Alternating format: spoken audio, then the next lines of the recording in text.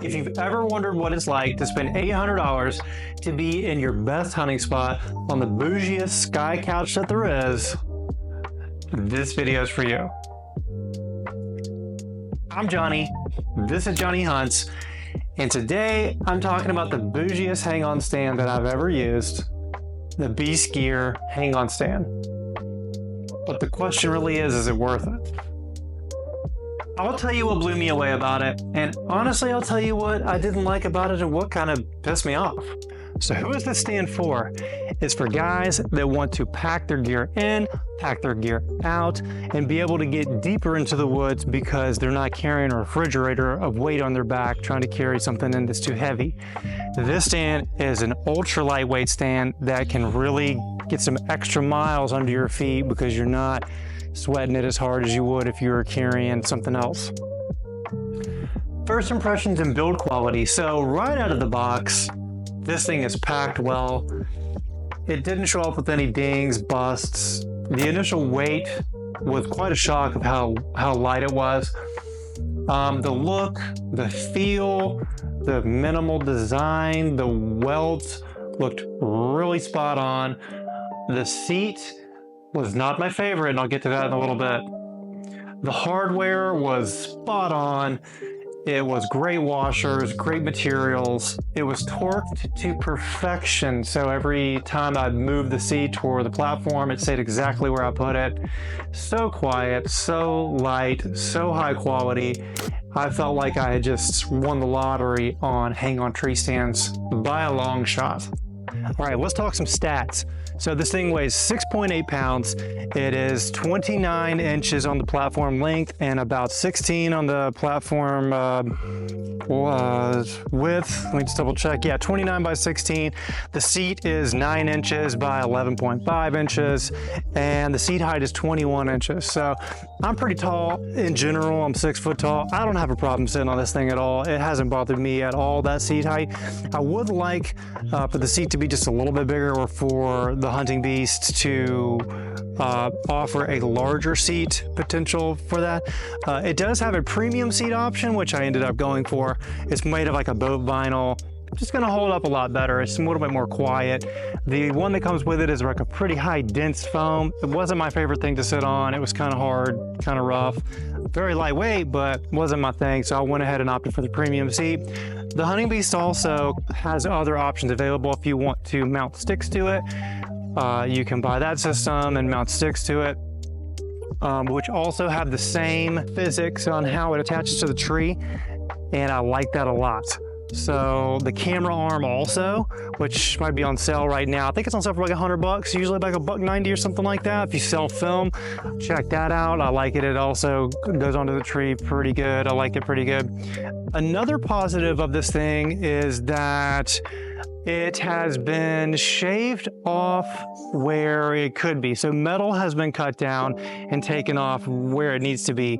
Weight has been reduced in places that it needs to be, like in the vertical piece, attached to the seat post, the back where the back platform clamps onto the tree. There's holes taken out there. And I'll throw in some footage of that. But it has really been thought of well. The coating, the anodized coating is very good on it. I haven't had any of that coating coming off. It doesn't, it's not paint, it really is that. The whole thing is made of T6 aluminum, which is very strong, 60-65, I think is what it is. You know, upper receivers are made of like 70-75. It is a very strong, very lightweight aluminum. I like it a lot. The strap system was great. The buckles are just standard. The straps are a little bit higher quality than normal. There are two strap buttons on the stand, which I like the ability to hang to. If you don't like the way your stand's biting into the tree, you can put a second strap on there. And I do that sometimes. I always have a second strap with me. Let's get to some real world use here from my experience for the last 3 to 4 years using this stand. This is not a paid review. I didn't get any discounts. I bought this stand with my money, so it's just me. This stand feels on your back when you're hiking it, and just like any other stand, there's nothing interesting or innovative there. It's like any other hang-on stand.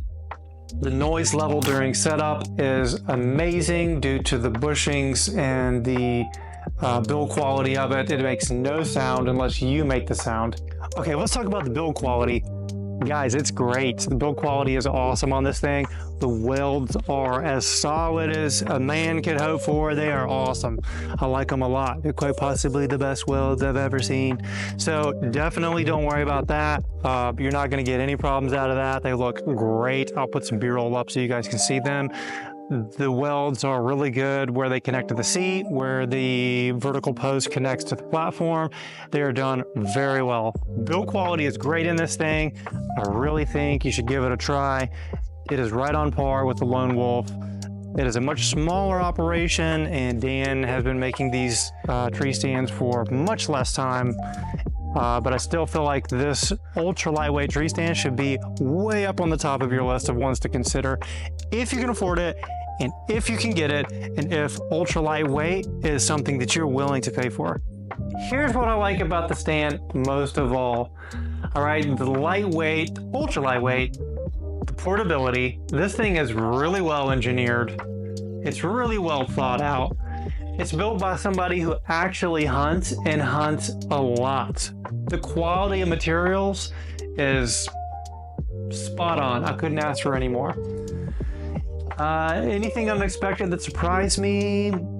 Not really. I mean, something of this price tier and quality would be hard to get. This was the moment I was like, all right, maybe this thing really is worth the price tag of the $700 plus. So, you know, after I've hunted in it for a couple of years, I actually don't feel that insane purchasing it. Here's a few things I didn't love about it. Number one, I've said it and I'll say it again, the price. This thing is pricey. I'm sure being pricey though, it does hold its resale. So if you want to transition out of something else, I'm sure you can resell it again and get plenty of good money back out for it. The availability is the second thing. It's so hard to get. It's so frustrating to try to get this thing. It was so hard for me to get it. It'll be hard for you to get it. The seat height might not work for absolutely everybody at 21 inches. It does for me, and I'm great, but it might not be for everybody. You know, it's the lightest thing that I've been able to find, but also my wallet's a lot lighter too. So would I buy this stand again? Yeah, I would. Because public mobile hunting is where I like to hunt, and the ability to get further in without having to drag so much weight in is important to me and my priorities. It might not be for you. If you're hunting out of a blind or you're hunting on private, it might not be the thing for you. You might want something a little bit more economical that you don't have to pay so much for and you don't have to wait to get. It's not great for budget hunters, newbies, anybody who doesn't really hang and hunt. If you're thinking about really pulling the trigger, then drop your questions below and I will do my best to get to every single one of them. I will be making a follow-up to this video where I'll be showing my personal setup of how I hang this stand on the tree with my harness and sticks and lineman's belt and all that kind of stuff. So we will get some good close-up of how this thing works on the tree and how to install it properly. Anyway, like and share, subscribe to my videos. I hope you like this video. Check it out, the Hunting Beast hang-on stand. I recommend it. I think it's a go. Definitely put it up against the Lone Wolf 0.75 and 1.0. Hunt hard, stay safe, and get after it.